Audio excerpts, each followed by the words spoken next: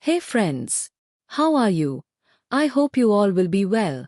Today, I have a wonderful creative story to narrate to you. So friends, please listen full story and tell me how is your experience about this story. The Whispering Waves of Kanyakumari. It was early morning, and the sky was just beginning to blush with the first rays of dawn. The sea at Kanyakumari, where the three great oceans of the world, the Bay of Bengal, the Arabian Sea, and the Indian Ocean, met in a harmonious embrace, seemed to hold its breath as it watched the sun rise. Ravi, a young fisherman, stood on the edge of the pier, his calloused hands resting on the wooden railing. His boat bobbed gently in the water, tethered to the dock, waiting for the day's work to begin.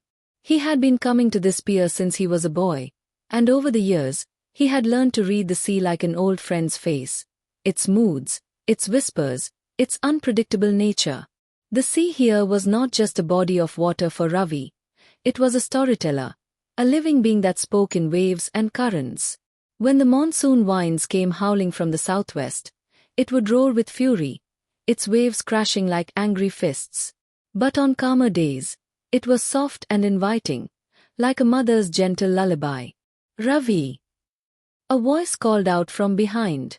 It was his father, Parthiban, a man whose face had been weathered by decades of exposure to the sun and salt water. He walked up to his son with a slow, deliberate pace, as if he had all the time in the world. Ravi turned, a smile spreading across his face. "Good morning, Appa." "Morning, Beta. The sea looks calm today. What do you think?" Ravi gazed out at the horizon, where the sea blended seamlessly into the sky, the line between them barely distinguishable. The water shimmered in shades of blue and green, as if the sea itself were reflecting the dreams of the sky. "It's speaking to me," Ravi said softly. "It's saying there's something out there today, something hidden beneath its surface." Parthiban raised an eyebrow. "Ah, you've inherited your grandmother's gift, then. She used to say the sea speaks to those who listen carefully enough." Ravi chuckled. "Maybe, Appa. But the sea is full of mysteries, isn't it?" "Yes, it is. And we, the fishermen, are like explorers. We chart its moods, its temper, and sometimes, it rewards us with treasures that we didn't expect." With a grunt, Parthiban climbed into the small boat, followed by Ravi. They pushed off from the pier and began to row toward the open water. The sea, as always, greeted them with a cool breeze, and the rhythm of their oars in the water created a soothing sound that blended with the gentle hum of the world waking up around them. The farther they went, the quieter it became. The bustling sounds of the village faded into the distance, and all that remained was the sound of the water lapping against the boat and the distant cry of seagulls. Ravi closed his eyes for a moment, letting the cool sea breeze brush against his face. It felt like the sea was telling him secrets in a language only he could understand. As they reached deeper waters, Parthiban began to cast the net. Ravi followed suit, his hands deftly moving with years of practice.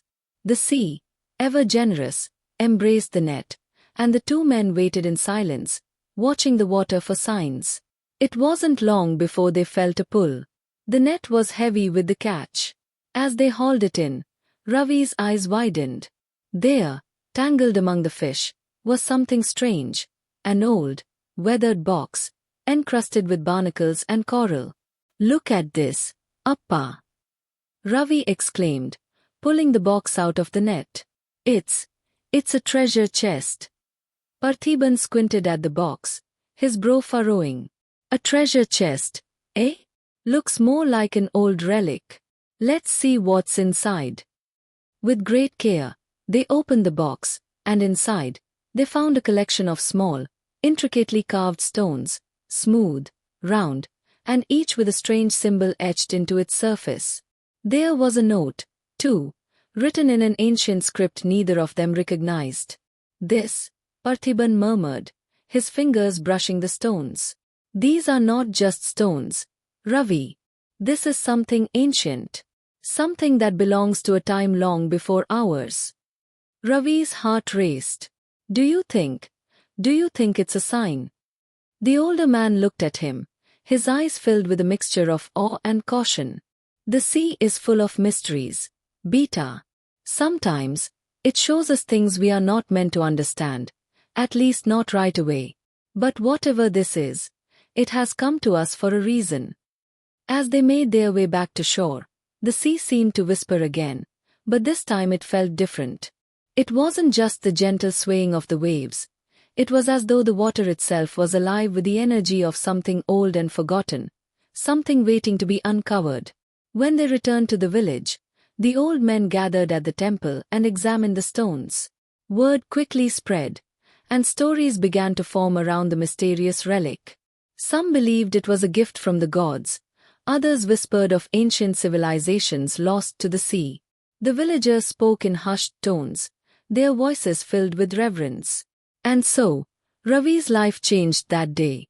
He no longer saw the sea simply as a means of livelihood, but as a keeper of secrets, an ancient, vast expanse that held not only fish and treasures, but also the echoes of time itself. Every day, as he cast his net, he wondered what the sea might reveal next, what other mysteries it might bring. And though he never found another treasure like that again, he knew that the sea would always have its stories, waiting for those who dared to listen. In the end, it wasn't the treasure that mattered. It was the connection between the sea and the people who lived by it, a bond as old as the waves themselves, whispering, waiting, and always telling the stories of the world. Thank you friends to listen this story. I hope you liked this story. We will meet in next video. Thank you.